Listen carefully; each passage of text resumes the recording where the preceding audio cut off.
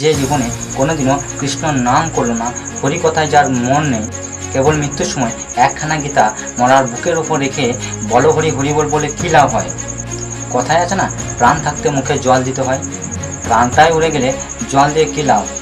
প্রাণ চলে গেলে শ্মশানে নিয়ে মরার মুখে জল নয় আগুন দিতে হয়, তাকে ভালো করে পুড়িয়ে ফেলতে হয়। সেই জন্য জীবন থাকতে থাকতেই হরিভজন করতে হয়।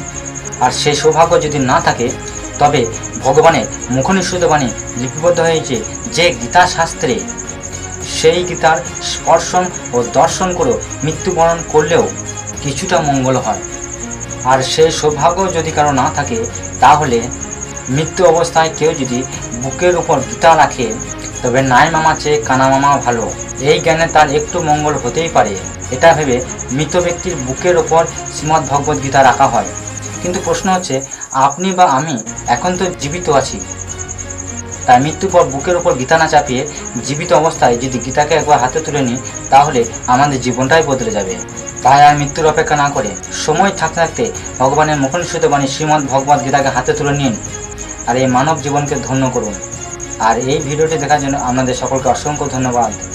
তাই সকলে বলুন, গ্রন্থরাজ শ্রীমদ্ ভগবদ্ গীতা কি জয়। হরে কৃষ্ণ।